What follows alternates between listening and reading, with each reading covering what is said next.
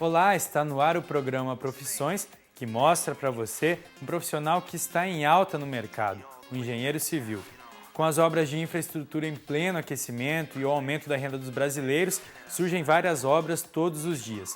E todas elas precisam do engenheiro civil em muitas etapas.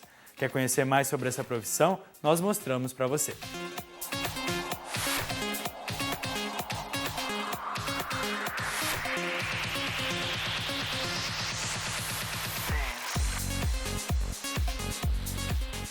A construção civil é um dos setores que mais cresce em todo o país. Em Umuarama não é diferente. A expectativa é que neste ano seja batido um novo recorde de metros quadrados construídos na cidade. O engenheiro civil é o profissional responsável por projetar, construir, operar e manter essas edificações. Ele também trabalha em obras viárias, de aproveitamento energético, de saneamento e de segurança ambiental. É habilitado a atuar em 6 grandes áreas: construção, estruturas, geotécnica, hidráulica, saneamento e transportes. Ele pode estar atuando na construção civil, pode estar atuando nessa área na execução de projetos e na confecção de projetos, projetar mesmo, né? Tem a área de geotecnia, que ele pode estar atuando em pavimentação, estradas, levantamentos topográficos.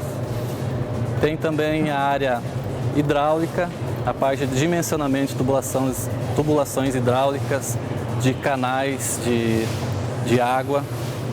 A área de saneamento básico de uma cidade seria coleta do esgoto, tratamento do esgoto. A parte de saneamento, que é a parte de distribuição de água, dimensionamento de caixa d'água, a parte hidráulica, né? Assim como projetos de prevenção de incêndio, que seria projetos de distribuição de extintores, sinalização de combate a incêndio. Temos também a área de projetos estruturais, que seria projeto de estruturas de concreto armado, assim como projetos de estruturas metálicas e de madeira. Os engenheiros civis podem atuar em construtoras, escritórios particulares, órgãos e empresas do governo responsáveis por infraestrutura, instituições financeiras e na administração e gerenciamento dos mais diversos setores da indústria. O mercado de trabalho, eu diria sim que a construção civil está passando pela melhor fase dos últimos anos. Devido ao crescimento econômico do Brasil, o programa Casa Fácil, temos as obras do PAC, temos as obras das Olimpíadas, que será no Brasil, as obras da Copa do Mundo, que também será no Brasil. Então, é um mercado que está aquecido e a tendência é ainda ficar mais aquecido com essas diversas obras que tem para se fazer. Isso eu digo a nível nacional, mas qualquer cidade, mesmo cidades menores que Umuarama, cidades interioranas, as obras estão aquecidas. As edificações precisam de embasamento e acompanhamento técnico para que sejam construídas sem risco de comprometimentos na estrutura. Além de um bom projeto arquitetônico, a supervisão da execução é fundamental. O engenheiro de obras é o responsável por todos os processos enquanto a obra está sendo edificada. Ele faz a conferência da terraplanagem, fundação, estrutura, das ferragens e das partes hidráulicas e elétrica. A parte da alvenaria e acabamento também são acompanhadas por este profissional. Nós acompanhamos um pouco da rotina de Márcio, que trabalha na área. Ele nos conta quais as funções que desempenha. A função do engenheiro de obra é acompanhar a execução dos serviços. Estão sendo bem executados pelo pessoal da obra, estão conforme os projetos e também verificar, o andamento da obra, se está cumprindo o cronograma. A gente acompanha todas as fases, a alvenaria, a parte elétrica, a parte hidráulica, estrutural. Então, no contexto geral, a gente acompanha desde o início, desde o começo até a entrega final da chave.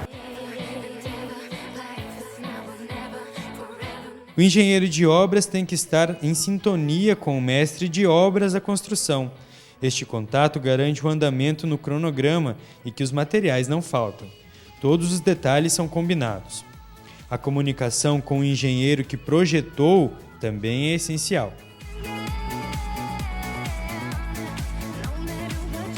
O contato diário geralmente é com o mestre de obra, o contramestre também, então, e os fornecedores, tem os empreiteiros, né? Então é o pessoal que participa do dia a dia da obra. Também temos contato com o pessoal do escritório, o departamento de compras, o financeiro, o pessoal. Então é todo um conjunto para poder atender, né, o andamento da obra.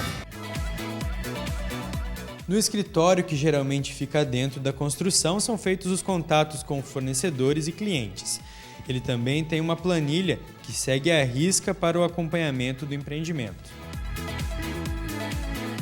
Quando eu estou no escritório, eu faço o acompanhamento do cronograma, do planejamento, se está sendo cumprido o cronograma conforme foi planejado.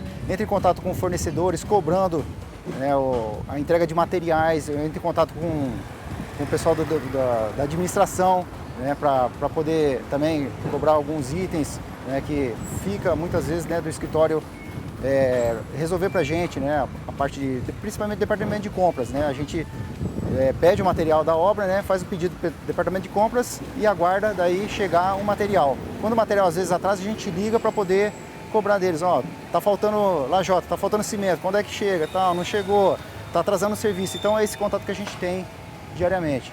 Aí com clientes também? Com clientes também. O cliente muitas vezes vem até o escritório, ele quer fazer alguma modificação na planta do imóvel, então a gente vai estudar se há a possibilidade de fazer essa mudança, quais vão ser os custos, passar para ele, dá para ser feita essa mudança, mas vai ter esse custo, né? Colocar ele a par do que acontece se tiver as modificações no apartamento. Outra área em potencial para qualquer engenheiro, inclusive o civil, é a segurança do trabalho. Márcio fez uma especialização na área e aplica seus conhecimentos no dia a dia. É um diferencial.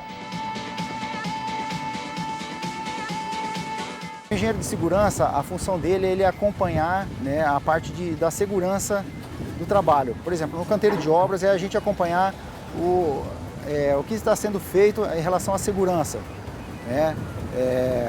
A questão dos EPIs, né, se está usando capacete, botina, cinto de segurança para quem fica a mais de 2 metros de altura. Então a gente acompanha no dia a dia, porque aquele negócio, a gente faz palestras periódicas. A cada 15 dias a gente faz uma palestra alertando a parte de segurança do trabalho.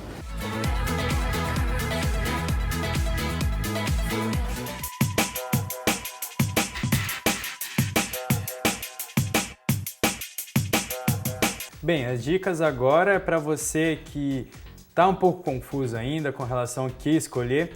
A única ferramenta que você tem é um teste vocacional de internet. Professora, qual que é a dica para quem está nessa situação? É bastante comum, nesse momento da dúvida, da incerteza, não sei o que exatamente eu tenho que fazer, eles buscarem recurso com a internet. E a gente sabe que existem N ferramentas dentro da internet que o sujeito acaba, fazendo aquilo e aquilo lá é muito perigoso. Então, o que a gente sempre fala para eles? Pode fazer? Pode. Até porque quando eles procuram esse recurso via internet, é como se fosse para aliviar um pouco essa dúvida, essa ansiedade de ter que escolher, essa tensão. E eles acabam que meio, tranquilizando a si mesmo. E assim, o nosso maior medo é que eles acabam colocando nesse resultado dessa prova via internet o resultado da sua escolha, não é? Então isso que a gente sempre tenta assim estar conversando com eles sobre isso, mas que eles tenham a iniciativa de procurar e como meio até de se aliviar um pouco desse momento tão difícil, é bastante comum. Então tem na escola, tem em casa, tem em todos os lugares, Bastou ter acesso, eles acabam entrando e fazendo essas provas. E se você for ver, na realidade essas provas eles apontam assim uma série de requisitos e fala se a pessoa tem ou não habilidade para aquilo, se gosta ou não daquilo e ao final traça esse perfil desse sujeito, E nós da psicologia não acreditamos, nesse tipo de avaliação, até porque não é uma avaliação científica, tá? Até porque somente o teste é apenas uma ferramenta, do processo até de o orientação. próprio teste psicológico, enquanto instrumento científico, nós o utilizamos paralelo a todo esse processo de autoconhecimento, né? E não ele isolado. Então, o que dirá essa outra prova, que foi uma prova construída não cientificamente e colocada a público, não é? E assim, o nosso maior receio, o que eles fazem com esse resultado, né? Será que eles não depositam o resultado dessa prova à internet, no resultado do que eles vão realmente ter que decidir? E isso é muito sério, né? Nós já vimos casos da pessoa falar assim, até o momento eu tinha bastante habilidades, aptidões para a área humana, mas eu fui fazer lá o teste na internet e acabou dando que eu tenho aptidão para a área exata. Então isso é muito perigoso, né? Então a recomendação é que até pode ser feito, mas com critério, sabendo. E também buscar um psicólogo, alguém que possa orientar, né? Se o desejo desse sujeito que está tão confuso, tão em dúvida, completamente perdido, né? Hoje ele diz que quer fazer engenharia civil, amanhã ele quer fazer engenharia agronômica, não é? Cursos assim de áreas bastante distintas, mas denota essa confusão, né? Essa dificuldade de saber exatamente o que é melhor para ele. Então o ideal é procurar, se deseja mesmo um teste psicológico, procurar um profissional. Tá? E quanto tempo que demora esse acompanhamento, assim, um processo de orientação profissional? Em quanto tempo, mais ou menos? Esse trabalho que é desenvolvido aqui na universidade, ele dura 10 horas, não é? São 5 encontros de 2 horas, mas temos percebido alguns casos que a gente precisa estirar um pouquinho esse tempo, né? Quanto mais confuso o sujeito, quanto mais inseguro, né? Quanto mais perdido, né? Entre aspas, nesse momento de ter que decidir, o ideal é que ele permaneça um tempo maior no processo. Obrigado mais uma vez, professora, pelas dicas.